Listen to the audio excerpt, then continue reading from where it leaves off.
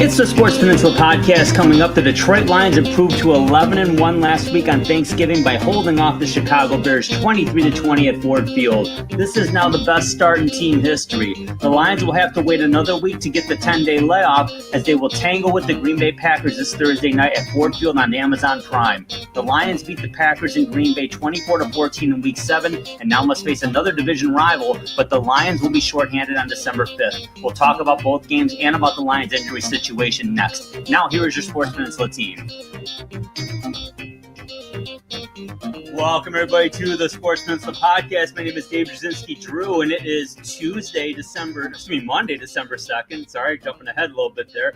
Not used to recording this early because we got another Thursday night game in Motown against the Green Bay Packers at Ford Field. Joining me to talk about that and more is Coach Andy Shield, Marine City Mariners. Coach, how you doing? Doing well, Drew. Doing well. I mean, it's you hear that 11-1, and I guess you know in the NFL season you just kind of lose perspective of the record. When we've been really, really, really bad, we kind of didn't think too much about the record. And I guess it's like when you're really, really, really good, because now it still doesn't matter what that record is as long as we're ahead of the Minnesota Vikings and Green Bay Packers. Chicago Bears, respectively, too. They will be talking about them. They fought and battled back into a football game on Thanksgiving Day, as well as the Philadelphia Eagles and teams that we need to be concerned about in our conference in other divisions that could be of a difficult matchup for the Lions. And then, of course, teams like the Buffalo Bills and Kansas City Chiefs on the other side in the other conference. So, these are the things that you have to be mindful of these days. Roster and health is a big component of that.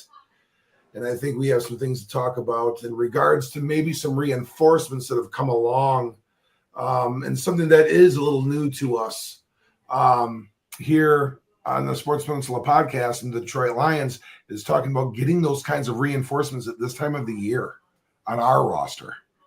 We're not used to that. No, we're not. Down the road. Look forward to talking to you guys about it today. Absolutely. Great points. We're definitely going to cover all that. And of course, we're joined also by the Youper, Brad Harrison. How you doing, brother? Hey, Drew, I'm doing good. I find I don't really look at myself. This is probably like one of the only times during the day where I see my face, aside from like when I get up in the morning and shower. It's the only time I look in the mirror, I think, all day. But I'm looking at myself right now, and I got a Matt Eberflus thing going. The hair. You didn't get fired, did you? The beard. Oh, okay. I got to adjust. I got to make some adjustments. I don't want to look like Matt Eberflus. I guess I got the right hoodie on. You manage your time well, so I think you got an edge right there. All jokes aside, that was one of the most jacked up. I was just like, what are they doing? Chaos. Yeah, well, I think Matt Eberflus is making some adjustments to his LinkedIn profile.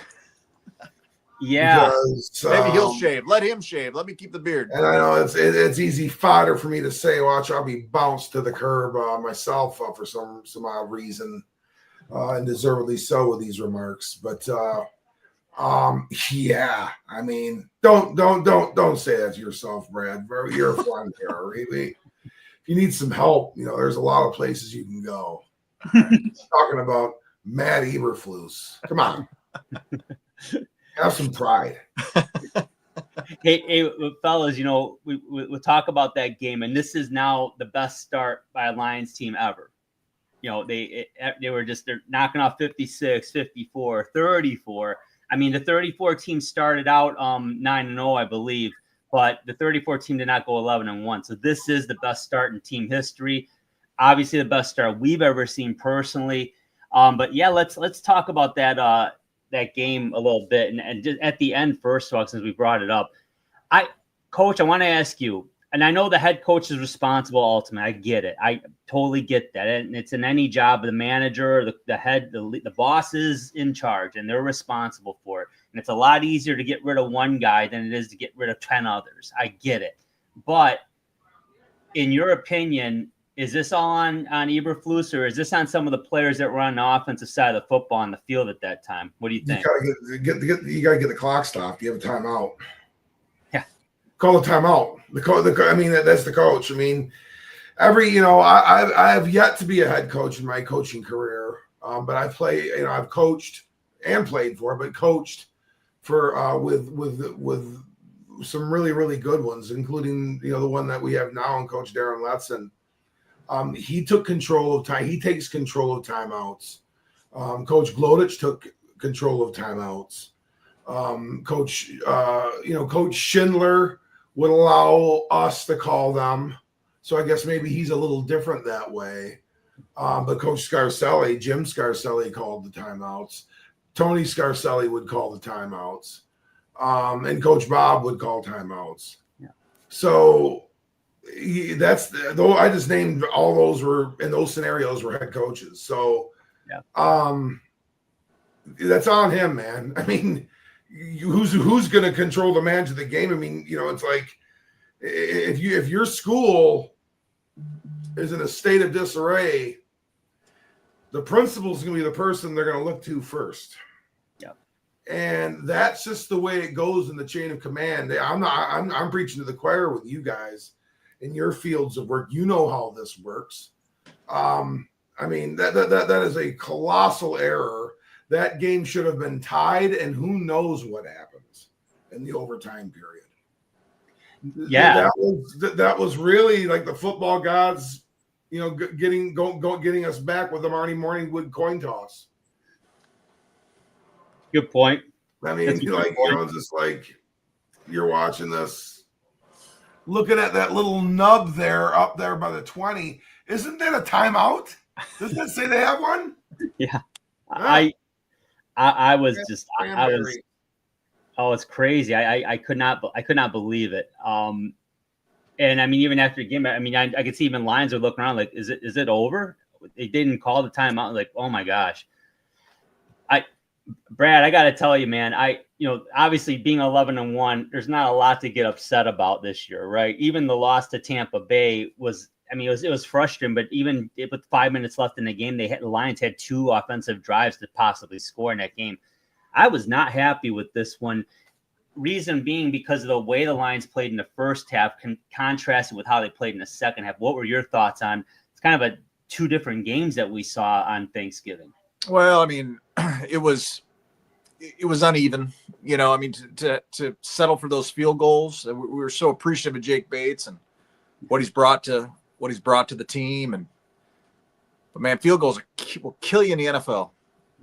And unfortunately, that is that's what that was one of the issues. The Bears played well defensive. Like, I'm not getting on Jameer for that fumble. That was a huge mistake, but that was a great play.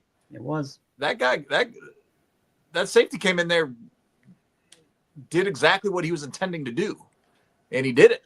So, I mean, we were 1 out of 4 touchdowns in the red zone. Maybe I don't know those stats right in my brain, but right. So just seeing the way we were marching and just fizzling out there in the red zone was something we're not accustomed to right now. So I'd like to think, the coaching staff and the players on that offense, that won't happen.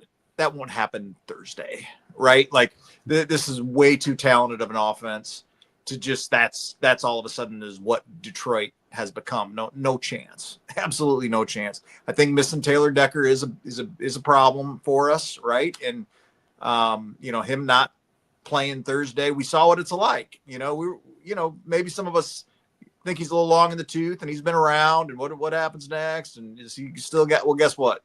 When he's not in there. Oh, yeah. And so we need them all, and we'll be a lot better when Taylor Decker gets back. But Jameer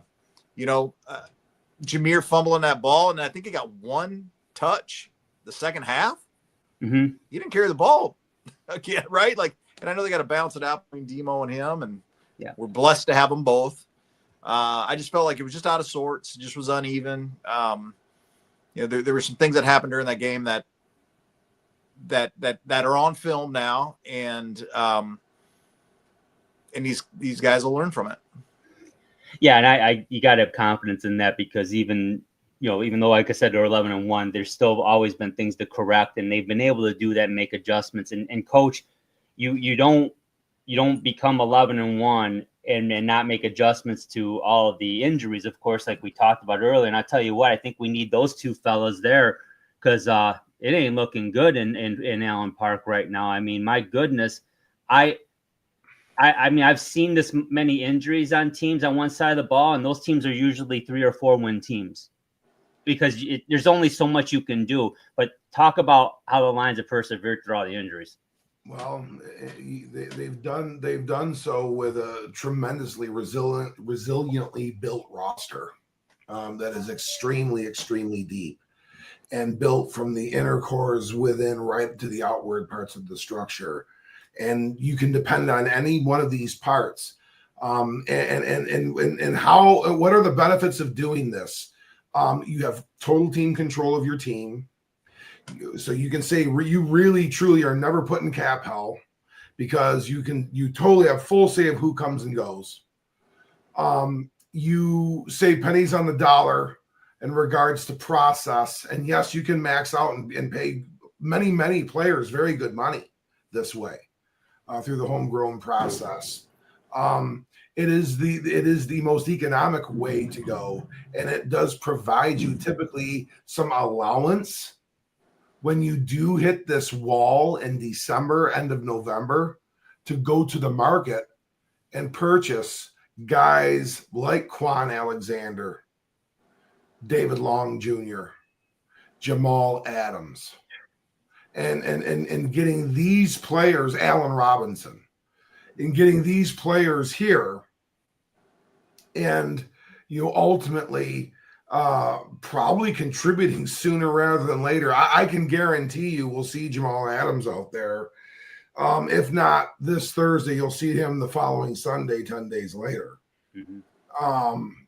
Quan Alexander, we may see him against Green Bay.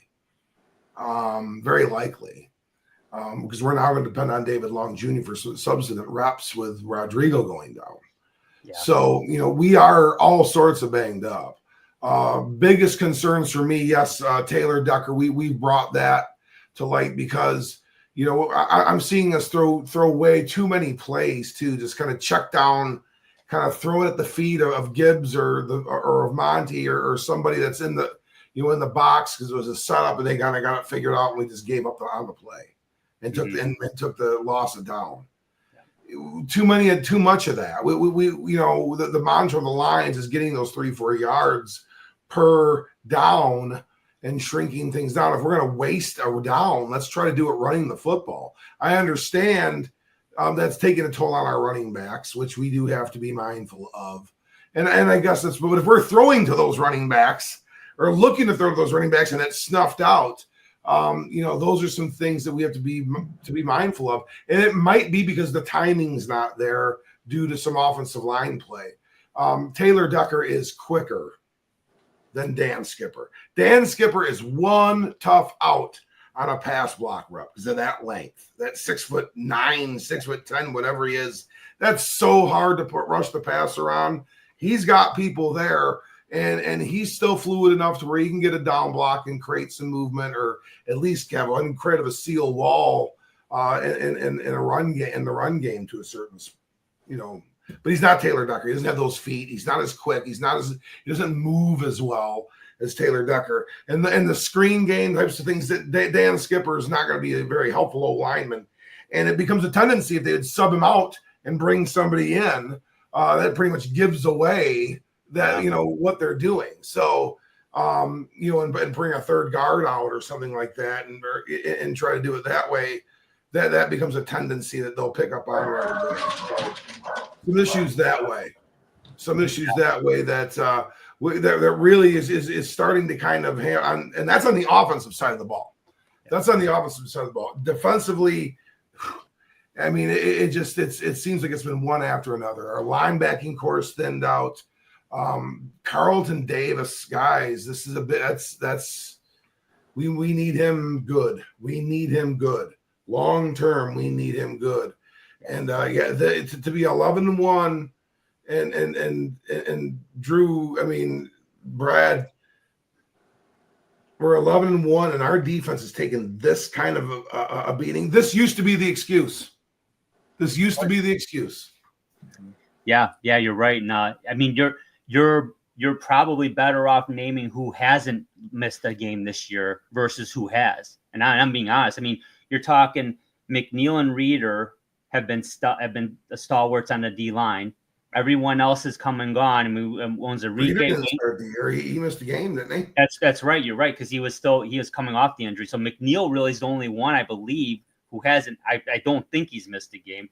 Linebacker, everyone but Jack Campbell. Everybody, in essence. And in the secondary, you're talking Kirby Joseph and Branch. Well, yeah, he only played one quarter in the Green Bay game, wasn't it? And hey, like what is baseball? Just be strong up the middle. We're just strong up the middle. You know, there's some logic to that. No, there's not. I just no. I'm serious. I mean, their D tackles are strong. They're strong in the middle at linebacker, and they're strong or very strong at safety. They're very good there. I mean, there's something to be said about that. But yeah, I mean, the rash of injuries. But Coach, you brought it up, and they bring in Long, they bring in Alexander, they bring in Adams, they trade for Smith.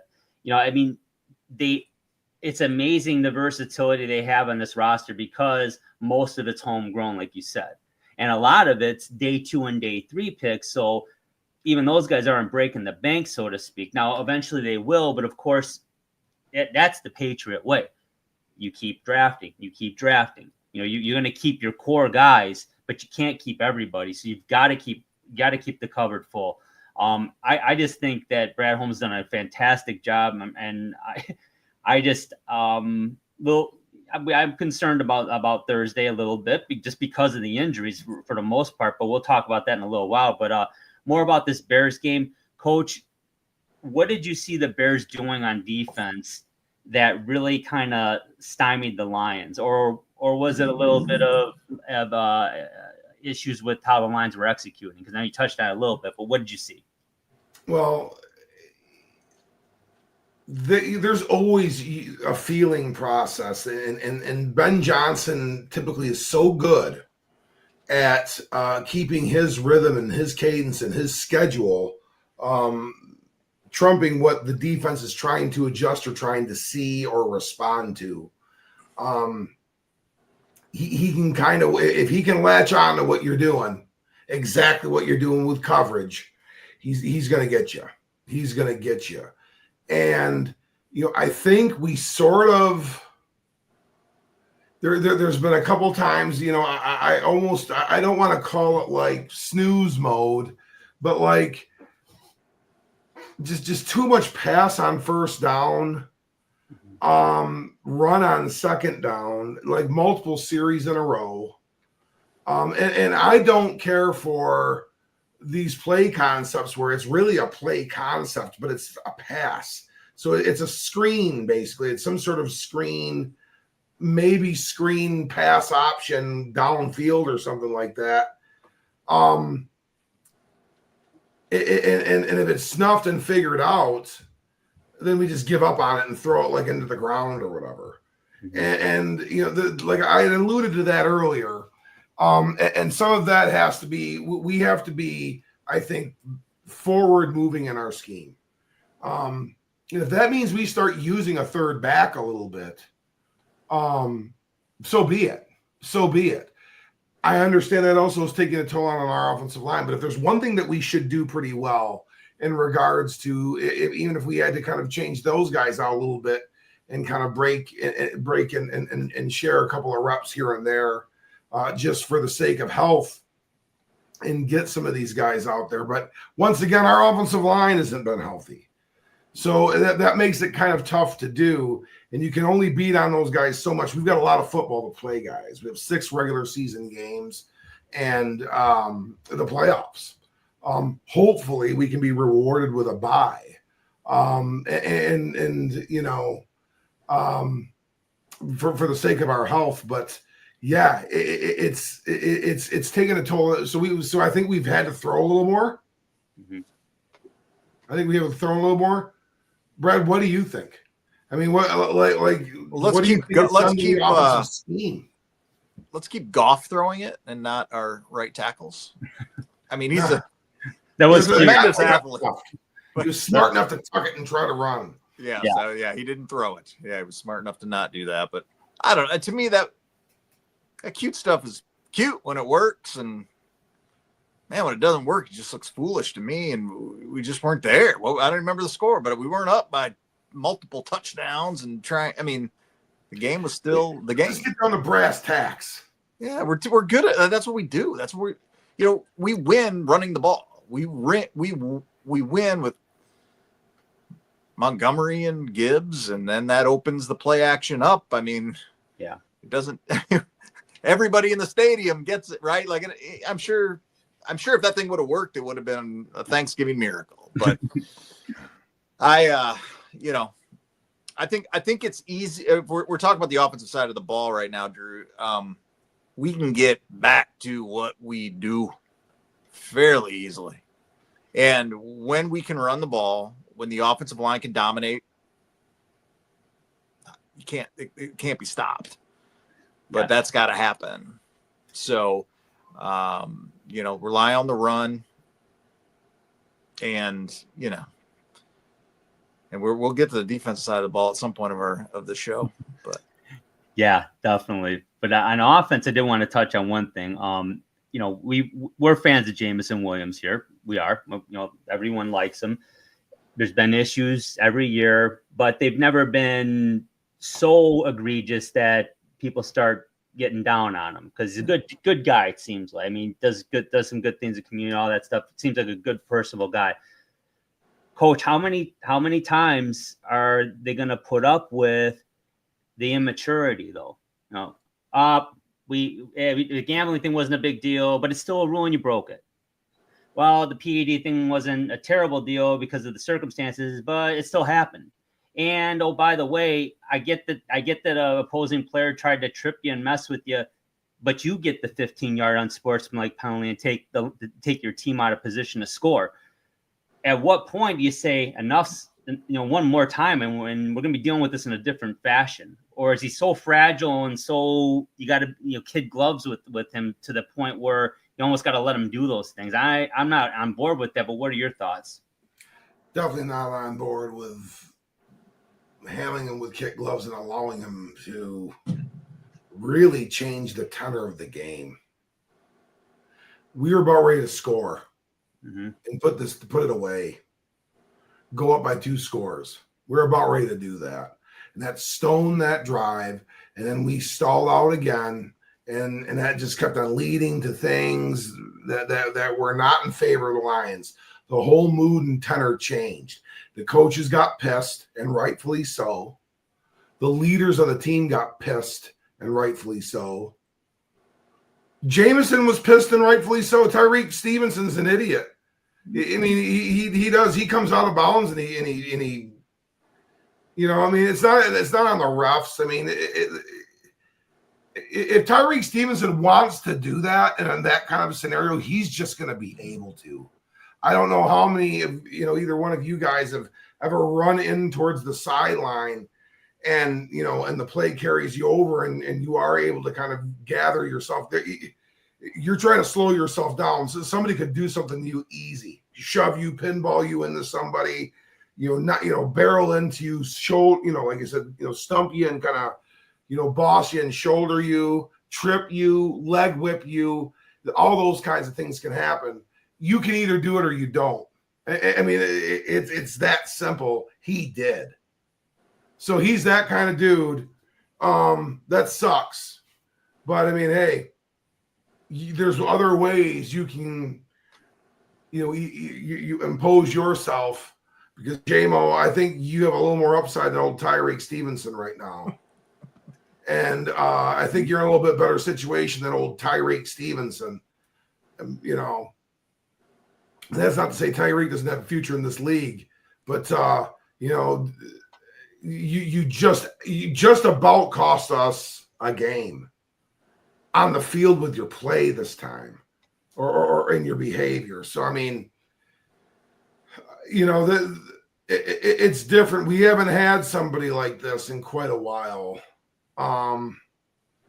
And no, I mean, what do you suggest? I'm not asking you this, Drew, or you, Brad, but I mean, are you two, is one to imply we should suspend Jameson Williams on Thursday because of his behavior? Oh, I don't think there's anyone that's interested in doing that. Yeah. Or are we just going to, he's going to come back to haunt us, but yet, when he gets his 45-yard chunk play or some big bomb touchdown or some reverse for 50 yards on 3rd and long, to be thrilled, hey, we're going to take what we can get from Jameson Williams. I think we've just kind of learned, he's kind of a shooting star at this point in time. We have to view him kind of like almost in the same vein as like a Dennis Rodman in his tenure here. It's likely to come to an end. It's probably going to finish somewhere else.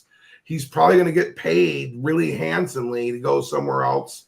And if it becomes a bidding war because it's the Bears or the Vikes or the Pack, well, then I guess we got something to think about. But, Jameson Williams has proven to me to be a guy that we should embrace and take and see the good in him and embrace and love that part of him and try to do so that he may start to change some of his thinking. The kid showed up at the state championships on Saturday. Mm-hmm. He was there at the Division I state final, Cass Tech versus Hudsonville. He was there watching the game. So, I mean, he after, not the Thanksgiving Day game, but the week before, or the last home game before that, was he and Kirby Joseph were handing out turkeys. I don't think, 2 hours after the game in some community center. And so, I mean, there's a lot of great things that Jameson Williams is doing. We also know the negative. We lived another and dodged another bullet. Brad, what do you think? Do you think it's going to be corrected? Well, I like what I heard from Campbell during the post game, that unprompted apologized to his team. That was big. But the apologies are running. They've got to be wearing thin. They have to be wearing thin. But I could appreciate him doing that. There's so many good men around him. Antoine Randall, you're not going to find a better guy. Do you see how he handled him afterwards, Drew? Oh, yeah. Look, so I think someone tweeted whose dad ever did this to him. Like, yeah, how many times you get that look, man? It's like, oh, shit. I'll tell you what. That's an all Big Ten quarterback and starting point guard for Bobby Knight. Well, the same guy. Yeah. You remember him in Indiana? You've got Antoine Randall. You have Antoine Randall L. You're learning under him. You've got Amon-Ra St. Brown in the room. Yeah. Soak it up, man. Soak it up. Yeah. It's easy for us to say, right? It's easy for us to sit here and talk about it. It should be easy to not do the things he's done. But those things have happened. They've continued for some, the talent outweighs it right now. Dan Campbell doesn't put up with much, in my estimation. I don't think so, right? Like, there's plenty of guys who cannot be on this team. He said it himself. Yeah. Jameson Williams, to this point today, can be on this team. So I'm going to sit there with Antoine Randall L., Ben Johnson, Dan Campbell, Brad Holmes, and go, all right, guys, this is what we got. And if they're not done with them, I'm not done with them. But man, and none of us saw that trip, right? When it happened, we just saw. No, not when it first happened. No, I was out of my mind. I was out of my mind because of all the things you talked about, the point of the game, what was happening, and what was at stake.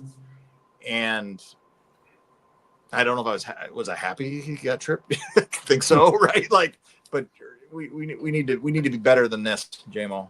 And I'd like to think he can be. Yeah. Oh yeah, definitely. Yeah. I mean, I think everything we're talking about is correctable. It's behavioral, but it's not like necessarily a deeply ingrained thing. These are just reactions. you can correct reactions. You can be coached out of reactions. I think. I mean, you can. I mean, it may take time, but it can happen. It needs to happen. But yeah, I think I agree with you. I agree with both you guys. But Brad, when you said if they're okay with them, I'm okay with them. I agree. I'm going to trust that they've got it under control, and that's that. I mean, no reason to doubt what Dan Campbell. They did put him on that bench. We saw a lot of Allen Robinson after that now, didn't we? Mm-hmm. Now you got to sit and chill a little bit. Think about what you did. I was for that. Affectionately known as a timeout. Yeah, you're a lad. I was for number 8 running those routes for the next however many you got. Drew, there was a lot of good things that happened too, my friend. There's a lot of good things that happened too. 405 yards total offense, pretty balanced. 211 through the air and 194 on the ground. He had 194 yards. Rushing. That's tremendous. That's excellent. That's excellent. Gave up 301. Caleb Williams had 223 pass yards. They only had 78 on the ground. A game well played by him in a hostile environment on a big stage. Hey, this is the NFL on Thanksgiving Day, and it's the lead game. That's a different stage that he's ever played for. Yeah, he's played in some big college games and played on network TV, but that was a big one, and he handled it fairly well. 20 for 39, 256 yards and 3 TDs. I mean, his completion percentage was not brilliant, but you know what? I tell you what, he was pretty successful. Our guy, 21 for 34, 221 and 2 touchdowns. Drew, the quarterback playing this game, first Caleb Williams and then Jared Goff. Well, I agree with what you said. Caleb Williams, when he missed, it was kind of ugly, but it was never, that I recall, he never really came close to turning the ball over. So you'll take that, especially from a rookie. And the way he played in the second half, he was composed. He wasn't erratic. He wasn't just tucking and running. He was pretty composed. So I thought he played pretty well too. And statistically he was very sound. I mean, it just wasn't enough, obviously. And then Jared Goff, I mean, I think the Lions really, when they started running in the first half, they were getting 6-7 yards a pop. So why abandon it? And they didn't. So for a lot of the first half, I mean, Goff wasn't necessarily throwing a lot. He threw a little more in the second half, but I think the red zone issues is really the big deal, because if the Lions had even scored one other touchdown, and they had opportunities in the first half, you're talking about a 23-0 halftime game. That changes everything, because even 16-0 is still only 2 scores technically. The Bears didn't have to abandon the run. They were able to keep their playbook open, which I think is what enabled Williams to do what he needed to do. I wouldn't put it on Goff necessarily. I think there was a conservatism in the second half a little bit, is what it seemed like to me watching. And I don't know the playbook, so although we got some help on Instagram apparently a couple of days ago, but I'm joking, I'm serious. But it seemed like they got a little conservative in the second half, and the Bears were chipping away. And what I would like to talk about, and Brad, you brought, and Coach, you said we need Carlton Davis back, and I know why, in my opinion. 29 Vildor was struggling out there, Brad, and when the interference call happened in the fourth quarter, I gotta admit I was pissed, very pissed. Then when I saw it, I'm like, really? That's the call? It happens. But bottom line is, even the week before that game, Builder was getting picked on a lot. This game he was a little better, but still there were issues. Yeah, they need Carlton Davis back, but I would say, I'm not trying to pick on the guy, but it is what it is. I mean, they definitely got to shore that up. What did you see out there, Brad? Oh yeah, I mean, there's a reason we overhauled the secondary room this offseason. Now they brought him back after kind of the dust settled, but he's not that guy. Like, he's just, maybe a great guy for the team and special teams, but to rely on him is we felt that against the Niners in the postseason. Yeah. So, it's unfortunate that that's where we're at, but I mean, the kid knows the plays, right? Like he can, he's probably got a leg up on others. But yeah, we're all for Carlton Davis III to heal quickly. And Yes. And you're right. I mean, that penalty was, could have went either way. I feel like the end of that game, I don't know what those officials, they just got flag happy. Like, and then I guess penalty's a penalty if it's the first quarter or the fourth quarter, but that could have not been called, and Right. Nobody in Chicago would have been crying about it. But it was called and made it for an interesting, however many seconds were left in that game when that happened. So yeah, we're depleted on defense. He's healthy. He can play. So Yep. that's where we're at.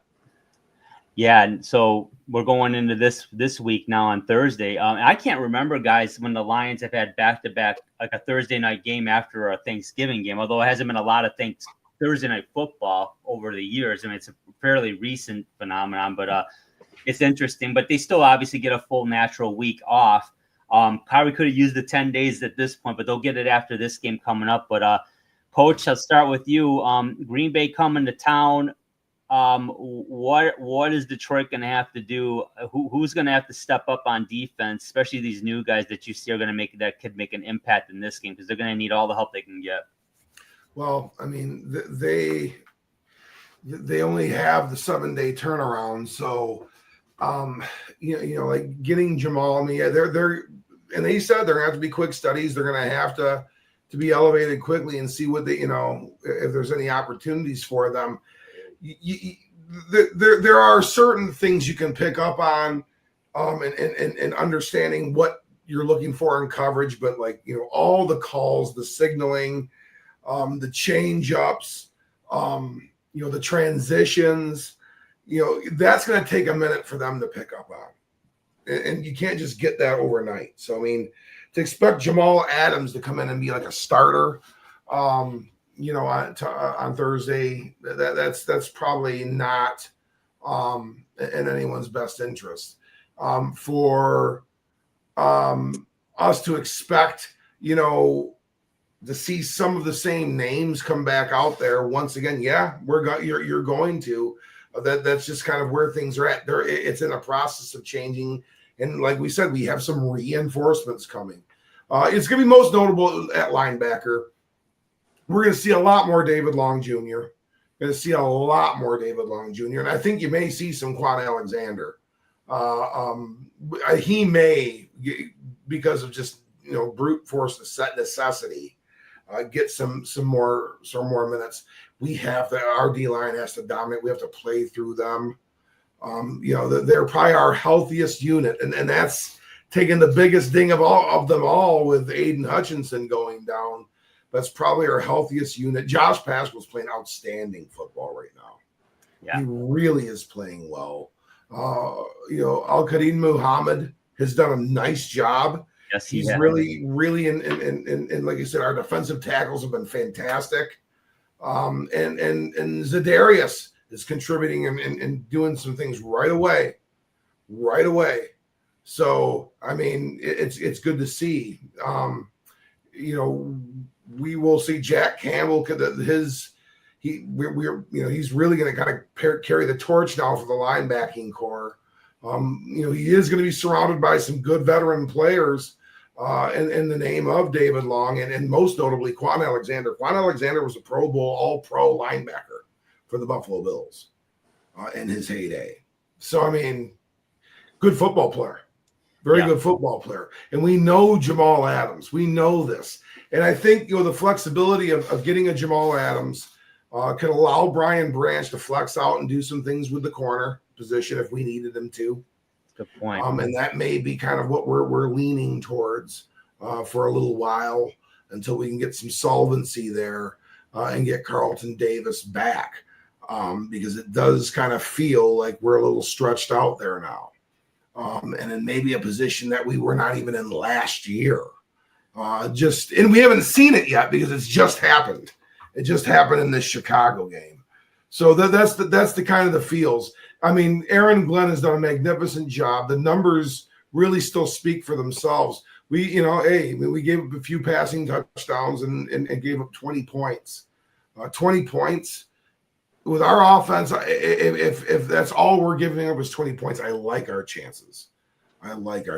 So we're playing fantastic lights out defense. Kudos to Coach Glenn and that staff, and for the guys in the next man up approach. But that next man, we don't know who that next man is. There, we got to go to the airport to figure that out, because I think they're coming into town still there, Drew.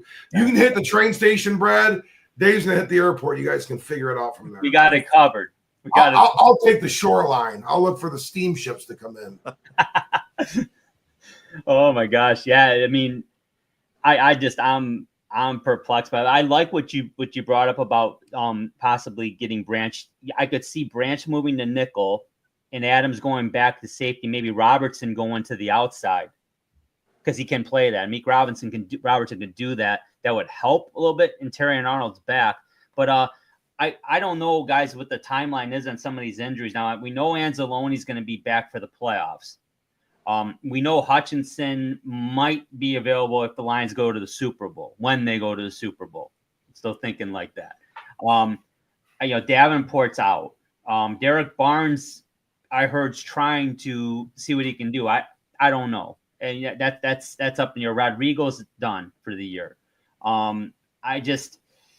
But again, getting Zadarius Smith and then Kaminsky might be back too, Coach. Is that John Kaminsky? Will he have an opportunity to possibly come back late in the season? Possibly towards the very, very tail end of the season, into the playoffs, right around the start of the playoffs. Oh, with that. The immediate one is Carlton Davis, in my opinion. That's the one that's a realistic. We got to get him back in the lineup here in the regular season as fast as we can. But he's as fast as we can with him being 100%. Yeah. Because if he comes back and he's 75, 80%, and we can never get him more than 80, 85, then no go. That's going to get us beat. We need him at 85, 90% after he's been, sweating it out again for a few rounds. So we got to get him back. That's really, if there's two guys we need to really see get healthy for the Detroit Lions, and there's many. They all need to get healthy. They all have great value, but that would be Taylor Decker on the offense, and I believe Carlton Davis on the defense. David, what do you think? Yeah, no question. The offense is going to have to carry the load at least for the next couple of games. I would say this Green Bay game on Thursday coming up here, and then they've got the Buffalo Bills 10 days after that in Ford Field on a 4:30 start. That's going to be a hell of a game. That's a tough game. And again, we talk about as fans, as Lions fans at least, and we've seen our other pro teams have amazing seasons and win championships, and you're not worrying about every single game because you just know. And I'm not worried about this Lions team even with all these injuries. But you guys brought up earlier, there's so many good teams in the NFC. I mean, they still have an edge on the Vikings and Packers. Even if they lost to the Packers or lost to the Vikings, they've got a conference record tiebreaker. They'd be head to head 1-1. But like Philly, that's a team that could leapfrog you. I'd hate to have to go to Philadelphia and play in an NFC championship game. I'd much rather have it in Ford Field. To me, that would give Philly now, mind you, the Lions are great on the road. They're undefeated on the road now, but that is a hostile environment and a very good football team out in Philly. So that's why these games are so important. This game is so critical. And I guess we should jump into talking about that now a little bit. And I'll throw it to you, Brad. What do you think the philosophy is going to be for the Lions on the defensive side to take on Jordan Love and company? I know Romeo Doubs is still in concussion protocol, but for the most part, I think the Packers are pretty healthy on offense. So what do you see happening here? Well, I think Aaron Glenn's designs are going to come into play here. Let's not forget who we're playing. He's going to give you some turnovers, right? Like, you're going to have to go make the play, Kirby, Branch. We're going to have to go with turnovers against Jordan Love, and it's possible. It's absolutely possible. Yep. Stopping the run is going to be difficult with the way this defense is depleted, but I do believe there's going to be some turnovers that are available for us, make the play. With that one or two times where he's going to throw, don't let it go between your hands, man. Bring it in, make a play. So those safeties are going to be so critical in my mind to Thursday night's game. I think that's on the defensive side of the ball. That's where we can get an advantage against Green Bay. And, Aaron Glenn, man, who would have thought Muhammad would have got the sack to end the game, right? Zadarius Smith, thank you, Brad Holmes, for bringing him to town. Smith's all fired up for this game. The way he left Green Bay, he's salty about that. So, being salty doesn't win football games, but sometimes it helps. Give you a little burn behind you. So, I don't know. I'd like to think Jordan Love is not a perfect quarterback. Let's capitalize on the mistakes he will make. Yeah, no, it's good. It's a good point. Coach, how do you handle Josh Jacobs? I know in the last game, the Lions played in Green Bay against the Pack, again, they won 24-14, but Jacobs was able to do some things on the ground a little bit. He had 95 yards rushing, and I think they had like 138 as a team. So again, that's the bread and butter Lions run stopping defense. Is that the focal point here? Oh, well, hey, he ran so violently and physically on Thanksgiving Day against the Dolphins. He is a force to be reckoned with. He runs hard and physical. It's a real physical, hard run style. He's kind of got the Kenneth Walker thing going, but all muscle. He's really in many ways like facing David Montgomery. It's a bruising running style. And once he gets downhill, he can be really, really difficult to take down. So, we have to be tacklers. We have to frame him up. We've got to set good quality edges. We've got to get his shoulders square, and we need to get those shoulders square behind the line of scrimmage so that we can frame him up and attack his hips and shoulders and create some scrums and nullify him. You're doggone right. That's going to be a big focal point of what we do on defense. It's got to be done through there, so it makes us then kind of know what's coming from Jordan Love. We got to, when we know he's going to throw, or we know we're putting him in a pass situation, better it be that than us to adjust solely by formation and hope that we can start make a play on him or make a play in the run game. We need to take away that run. And that's got to be the game plan. And that's that. And yeah, you get burned if you just say, well, just and then force Jordan Love to pass. Not necessarily just saying that. But what we are, what I'm trying to kind of make that point is that what we got to look at is if we can make them as dimensional as possible and put them behind the sticks, third and middle and longer, better. That's kind of what the Lions have lived on. Really is maybe a first down here, a first down there, but it somehow winds up 3rd and 4, 3rd and 5. Just like within the first or second down. Sometimes it's a 3 and out. And if we can make a play behind the line of scrimmage, there's going to be a 12th man factor. That crowd is going to be ballistic, and yes, hopefully it creates some difficulty in communication for the Green Bay Packers, so that that either that draws some penalties in of itself, or that miscommunication leads to some unforced errors. Yeah, you're right. I was just thinking that too. A Thursday night game in Detroit. that crowd's gonna be lit up. They're definitely gonna cause problems. Now let's talk about offensively. A little different. I don't know. Now, guys, tell me, is Decker? He's questionable for the game still, right? Or is he out? I have not seen any other word otherwise either. I think he didn't practice today, and didn't sound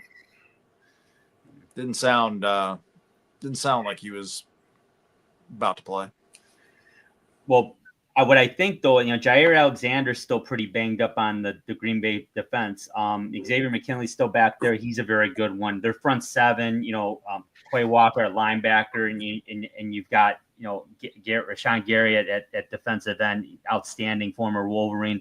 But I think the Lions offensively have enough options and enough like I said, options and versatility that they're going to be able to do what they need to do. But coach, they gotta. I think they need a little bit more consistency in this game versus what they had against the Bears, where they were pretty much lights out in the first half, and then it was a little tough sledding in the second half. What do you see the Lions doing offensively in this game to at least help the defense out more? Because they're going to have to help the defense out in this game, I think. Yeah, you slow that down by keeping the clock moving. Now in the NFL, that's not that hard to do. You can do that by even running out of bounds. You can do that still, but we got to keep that clock moving.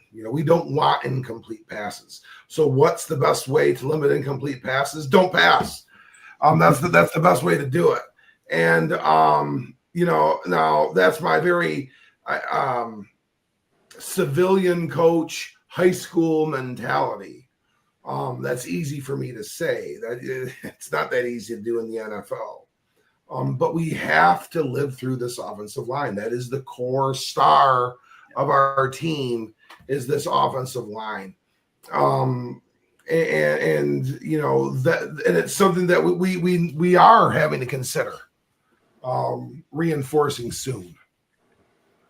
Just because we're seeing how we need and want to be able to use them.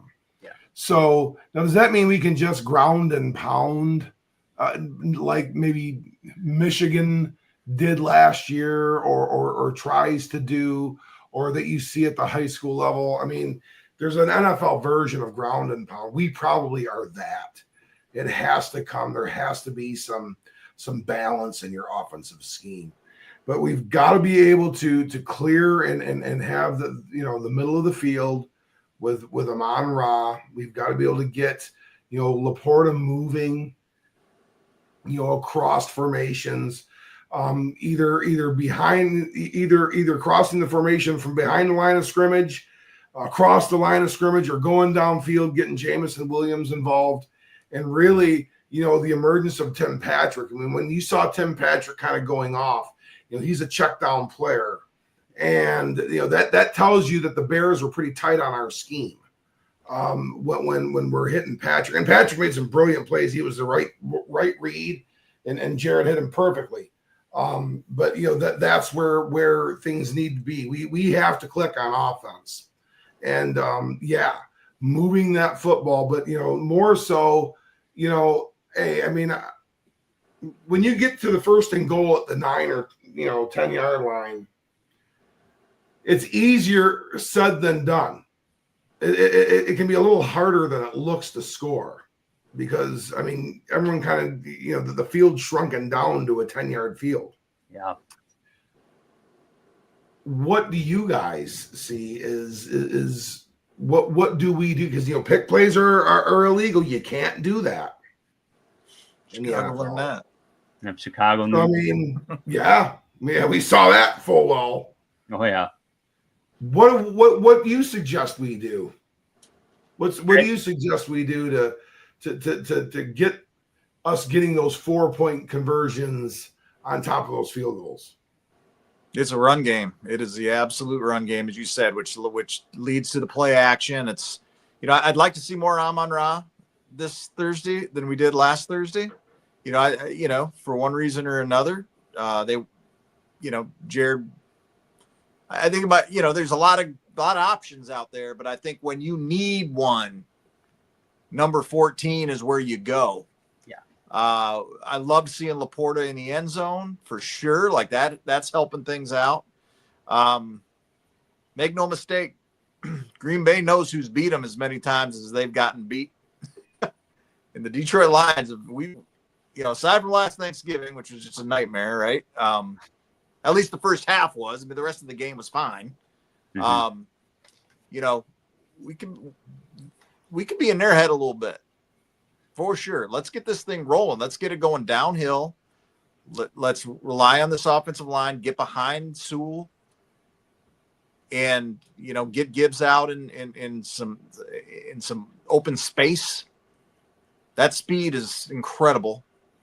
Yeah. There's so many ways. Like, this game could be one of these ridiculous, annoying 44-40. I can't stand that kind of football. But we're gonna have to outscore this team, and we've got the horses to do it. But I loved what you said early on, Coach. Let's shorten the game by having long drives and not petering out in their red zone. That can't happen Thursday night. Yeah, I mean, I can't disagree with either of you guys. Truly, I mean, the run is gonna open up the pass in this game. One thing that's interesting, I mean, Khalif Raymond is out now, and we know he's gonna miss significant Huge time. loss. Yeah, it is a huge loss, especially on special teams with kick and punt returns. But J-Mo didn't play in Week 7 against Green Bay, so that's a nice element to have there. I mean, he's the ultimate field stretcher. I mean, and they have to account for him. So that's going to help. He said he wants to return punts? Yeah. Hey. So is Terry and Arnold. Yeah, yeah, I know. I heard that. I was like, okay. And Maurice Alexander, I was glad they didn't have Saint back there. I'll be honest with you. But then they just released Alexander. I'm surprised Alexander got They're cut. doing something different. Yeah, they are. They're going to be doing something. Now, I'm surprised Craig Reynolds wasn't actually tapped for that, to be honest with you, because he did it before. And he's pretty decent, especially in kickoffs. He was pretty good. So I don't know. Maybe they're trying that. It's possible. I don't know. But realistic, yeah, Dorsey. That makes a lot of sense too. So we shall see. But gentlemen, we have less than 5 minutes to go here on our show, and we got to get to predictions here. And lot to like. Lot to be concerned about, obviously, but we've talked about it at length here. Let's talk about how we think this is going to shake out. And Coach, let's hear your thoughts on this one. Well, we're 11-1, and for us to keep going down the pike and calling victory after victory after victory after victory, that's easy to do. And that's what we all want to do, right? We want to do right, but sometime this axe is going to fall. Yeah. And we're going to get that second loss. And, and doggone Minnesota Vikings are, I don't know who's luckier this year, the Chiefs or the Vikings, because they seem to always get some Rasputin way of winning. But, this Thursday, that's not going to happen. The Detroit Lions are going to win this football game. And we're going to go to 12-1. And I do agree it could be a little bit seesaw. I am going to go 38-31 Detroit Lions and a victory over the Green Bay Packers to go 12-1 this Thursday. Drew, what do you thought? Where are you going with things? Not too dissimilar with last week. I think we were only 1 point on the Lions side of the scoreboard apart on our prediction, and we're very similar here. I have the Packers scoring 31 in this game as well. I have the Lions scoring 34. Jake Bates better be ready to go. I just got a feeling we might need him late in that game. And it may be a long one, but I'm very confident in him. But yeah, I think it's going to be an up and down battle. It's going to come down to, like Brad mentioned earlier, turnovers. They're going to need some, and even Coach Campbell brought that up in the press conference after the game against Chicago. Like, we had a chance. We got to get some turnovers. So I think it's going to be a close one. But yeah, I do see the Lions winning. It's going to be a tough ass football game. It's going to be a great game, actually. Brad, what do you think? Well, I went to bed last night saying I'm okay with a loss because I didn't see the injuries that are piling up. I didn't see a way forward. I just there's just too much coming against this defense. And then I heard Dan Campbell speak this morning. He's the reason the Detroit Lions will win Thursday night because he has built this team for this. This is he's relishing this opportunity to put these men at Ford Field to take on the Green Bay Packers. Yep. Whoever they are, however they are, they're going to get in that room and Dan Campbell's going to coach them up. And that's where my faith in this team lies right now, is on that coaching staff and what they're going to do to get the team ready. Yeah, score. Go Lions. I hate these 38, 31, 34, 31, man, all night long, right? Well, you know, if Green Bay is scoring 31, let's score 42 and call it arena ball. Well, let's just hope the Lions get a W, right? But yeah, I think just seeing that the tendency might be it's going to be a bit of a shootout, but hopefully the Lions will pull this one on. I think we're confident they will, but it's going to be a close one. For Coach Andy Shield, Marine City Mirrors, for the Uper Brad Harrison, my name is Drew. Thank you, everybody, for watching. Thank you for subscribing. Check us out on Facebook and YouTube and on the ESEN network on every Saturday night at 7 p.m. Take care, and thanks for watching. We'll talk to you next week.